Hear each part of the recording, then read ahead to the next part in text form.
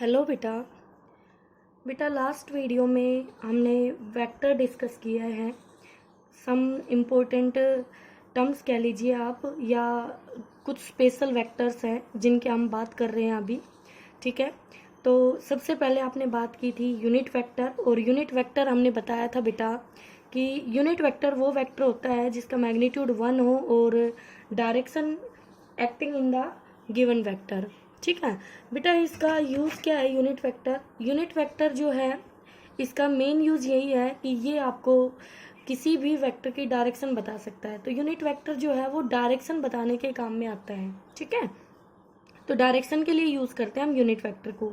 अगर आपके पास कोई वेक्टर गिवन है और उस वेक्टर की डायरेक्शन में आपको अदर क्वांटिटी का मैग्नीट्यूड पता है, तो आप उसकी वेक्टर फॉर्म लिख सकते हैं अलोंग गिवन डायरेक्शन। ठीक है, कैसे कर सकते हैं बेटा? देखिए यहाँ पे एक एग्जांपल लिया है मैंने।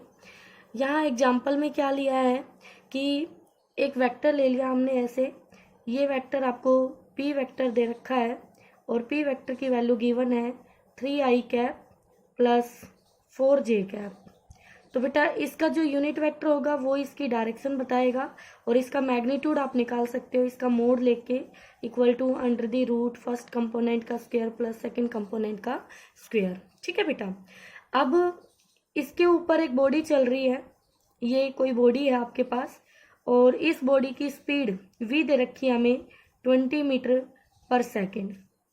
20 मीटर पर सेकेंड। तो बेटा ये स्पीड गिवन है।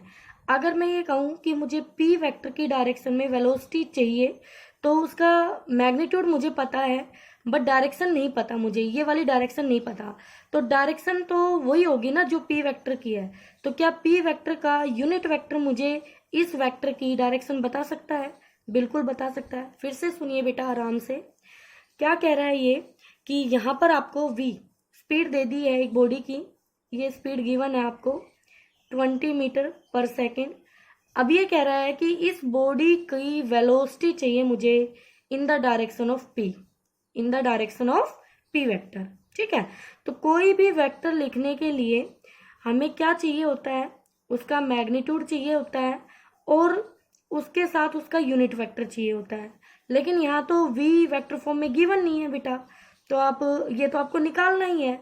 तो यूनिट वेक्टर यहाँ पर ये v कैप नहीं निकाल सकते हम। जिस डायरेक्शन में हमें v वेक्टर निकालना है, तो उस डायरेक्शन में जो वेक्टर हमें मालूम है, जो हमें गिवन है, हम वहां से उसका यूनिट वेक्टर फाइंड आउट कर लेंगे। यूनिट वेक्टर फाइंड आउट कर लेंगे बेटा। क्या कर लेंगे? यूनिट वेक्टर फाइंड आउट कर लेंगे। और फिर सिंपली इसको v कैप लिखने की बजाय हम कहेंगे v का मैग्नीट्यूड हो जाएगा, और यहाँ पर p वेक्टर का यूनिट वेक्टर हम लेंगे यानी p कैप। तो ये आ जाएगा आपके पास v vector equal to v into p cap. अब यूनिट वेक्टर निकालना है p का, तो सबसे पहले p वेक्टर का मैग्नीट्यूड निकाल लीजिए बेटा। मैग्नीट्यूड निकालना है अंडर द रूट 3 का स्क्वायर प्लस 4 का स्क्वायर। 3 का स्क्वायर बेटा 9, 4 का स्क्वायर बेटा 16, अंडर द रूट, तो ये आ गया अंडर द रूट 25, और ये आ गया हमारे पास 5। ठीक है, तो p का मैग्नीट्यूड आ गया। क्या अब मैं p कैप निकाल सकती हूँ? p कैप होगा वेक्टर अपॉन में इट्स मैग्नीट्यूड। मैग्नीट्यूड को सिंपली p से लिख सकते हैं बेटा, बिल्कुल। तो वेक्टर है हमारे पास 3i cap plus 4j cap, 4j cap, और divided by its magnitude. Magnitude हो गया हमारा 5। तो हम लिख सकते हैं किसकी वैल्यू बेटा? Therefore v vector equal to, v का मैग्नीट्यूड था 20, तो यहाँ 20 आ गया। p कैप की वैल्यू ये रही आपके पास, इसकी वैल्यू रख दीजिए 3i cap plus 4j cap divided by 5। अब 5 20 को कैंसिल कर देगा 4 पर, तो इसको अंदर मल्टीप्लाई कर लीजिए बेटा, 12i cap plus 16j cap. तो बच्चों ये हमारे पास आ जाएगा v vector in the direction of p vector. ठीक है, तो इस तरह से हम फाइंड आउट कर सकते हैं। अगर आपसे इस तरह के क्वेश्चन पूछे जाएं तो आप इजीली से कर पाओगे उनको। ठीक है बेटा, फिर से देख लीजिए, एक एग्जांपल और डिस्कस कर लेती हूँ मैं मैग्नीट्यूड निकालने के लिए, या कोई भी वेक्टर गिवन है, कोई यूनिट वेक्टर गिवन है, तो उससे हम उसका यानी कि उसका मैग्नीट्यूड और यूनिट वेक्टर पता है तो वेक्टर कैसे निकाल सकते हैं। बेटा आपको पता है कि यूनिट वेक्टर, जैसे फॉर एग्जांपल ये आपका ए कैप है, ये यूनिट वेक्टर है ए वेक्टर का, तो यूनिट वेक्टर होता है वेक्टर अपॉन इट्स मैग्नीट्यूड, ठीक है।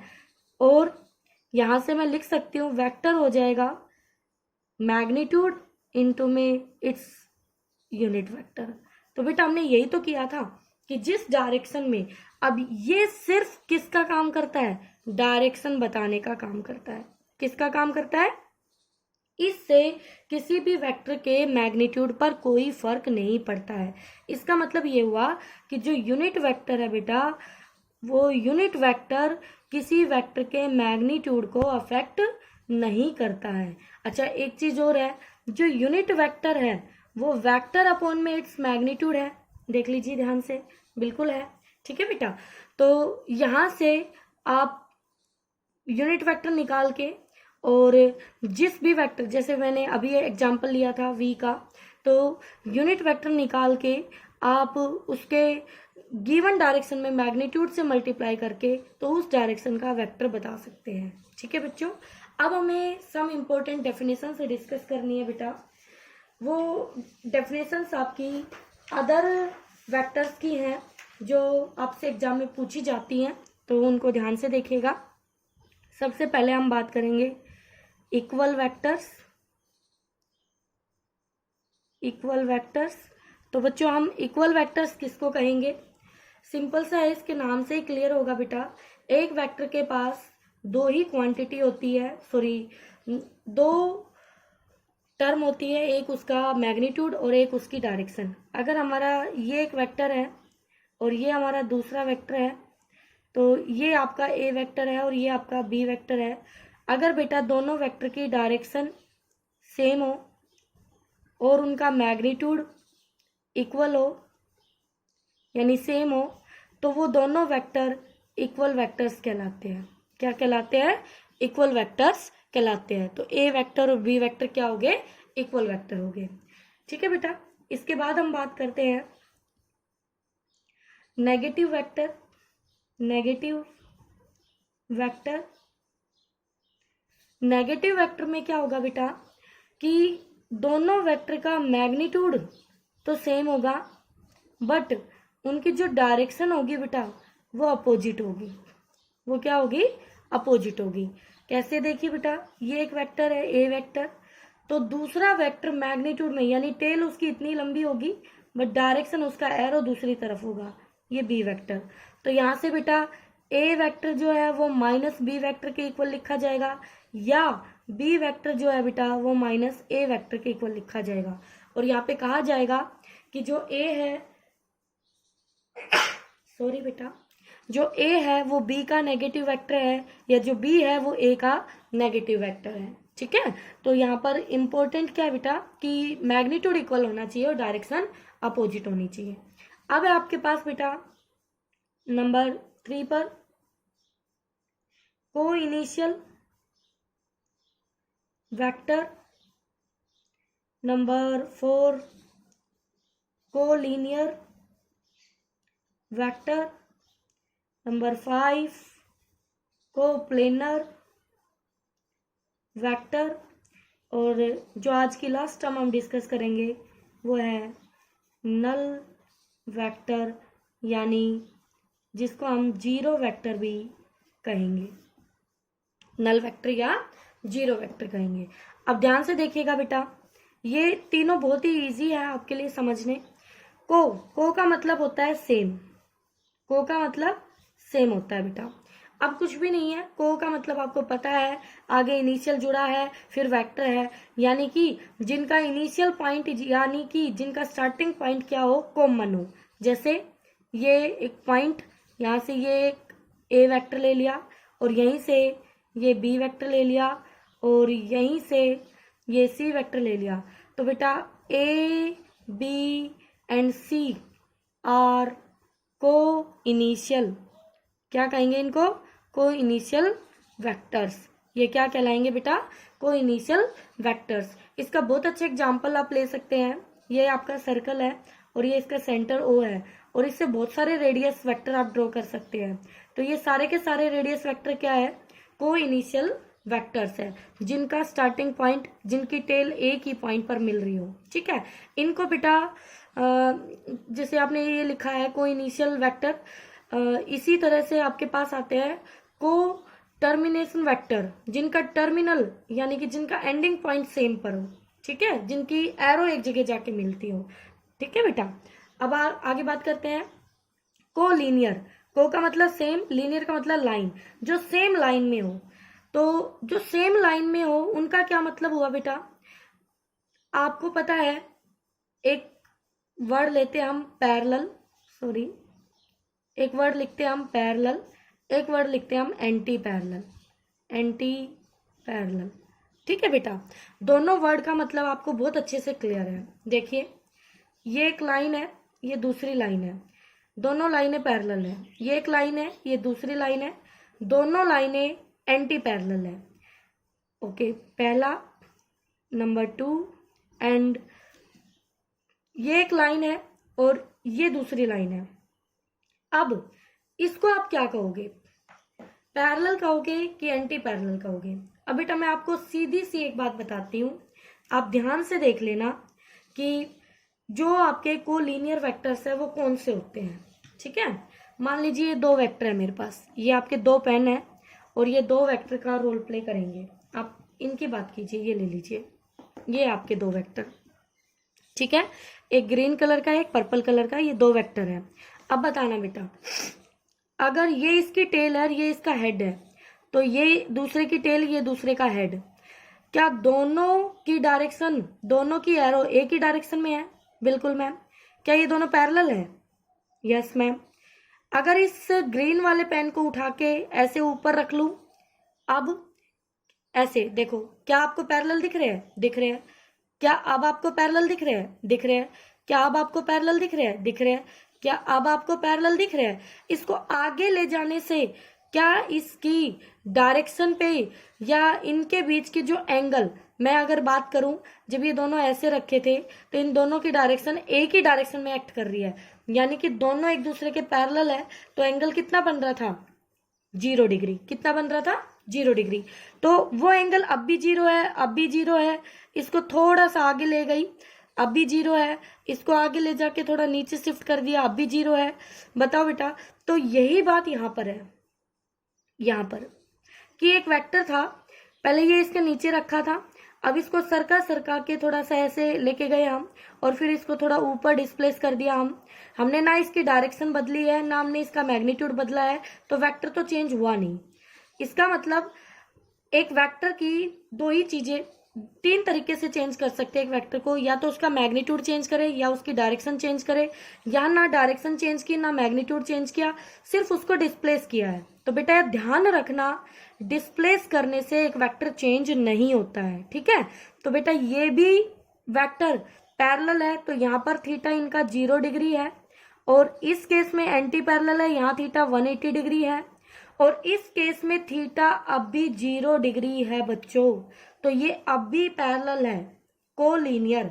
तो बेटा तीनों 1 2 3 तीनों क्या है, ये आपके तीनों कोलीनियर के एग्जाम्पल है। तो तीनों वेक्टर्स आपके कोलीनियर वेक्टर्स है। ठीक है बेटा, उसके बाद बात करते हैं कोप्लेनर। प्लेन का मतलब आपको क्लियर होगा, प्लेन का मतलब होता है 2 डायमेंशनल, 2D।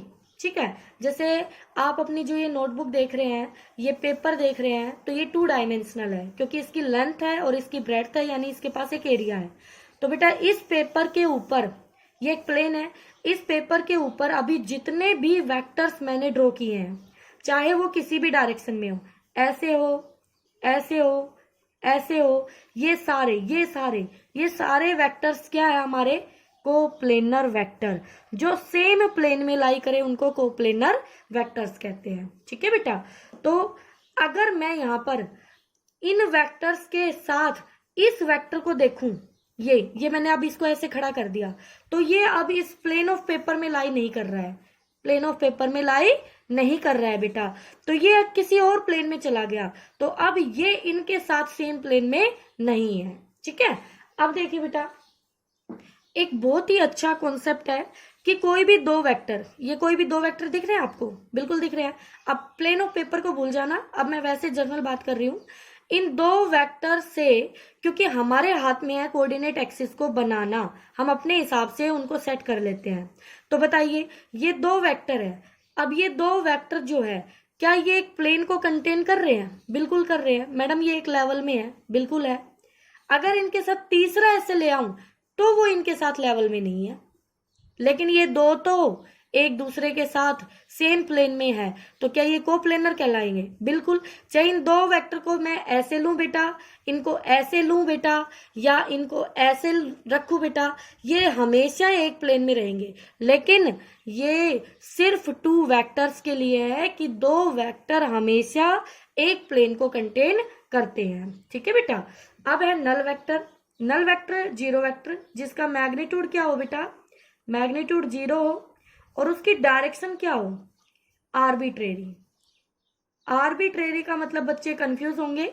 आर्बिट्रेरी का मतलब होता है बेटा जिसका मैग्नीट्यूड जीरो हो। अब बताओ उसको किस डायरेक्शन में डिफाइन करोगे? लेकिन वो है तो वेक्टर, इसलिए उसकी डायरेक्शन कोई भी हो सकती है, कोई भी। ठीक है, तो उसको हम कहेंगे नल वेक्टर या जीरो वेक्टर। तो मैग्नीट्यूड जीरो हो और डायरेक्शन क्या होगी उसकी? आर्बिट्रेरी। ओके बेटा, तो ये कुछ डेफिनेशन थी आपके पास। इससे आपको पैरेलल वेक्टर भी क्लियर हो जाते हैं। पैरेलल वेक्टर क्या होंगे? जिनकी सिर्फ डायरेक्शन सेम हो, मैग्नीट्यूड से कोई फर्क नहीं पड़ता। तो पैरेलल, यहाँ पर इक्वल वेक्टर्स हमेशा पैरेलल वेक्टर होंगे। ये हमेशा ऑलवेज क्या होंगे? Equal vectors always parallel vectors होंगे। और नेगेटिव वेक्टर्स, क्योंकि इनमें भी मैग्नीट्यूड सेम है बट डायरेक्शन अपोजिट है, तो ये क्या होंगे? हमेशा एंटी पैरेलल वेक्टर होंगे, हमेशा एंटी पैरेलल वेक्टर होंगे। लेकिन अगर इसका उल्टा कहें कि क्या पैरेलल वेक्टर हमेशा इक्वल होंगे? नहीं, जरूरी नहीं है, क्योंकि उनका मैग्नीट्यूड इक्वल हो भी सकता है और नहीं भी। और जो एंटी पैरेलल वेक्टर है वो क्या हमेशा नेगेटिव होंगे? नहीं, ये भी जरूरी नहीं है। हो भी सकता है, नहीं भी, क्योंकि उनका मैग्नीट्यूड बराबर हो भी सकता है और नहीं भी। अगर एंटी पैरेलल वेक्टर्स का मैग्नीट्यूड इक्वल है तो वो अपोजिट वेक्टर कहलाएंगे, या वो एक दूसरे के नेगेटिव वेक्टर कहलाएंगे। ठीक है, ओके बेटा।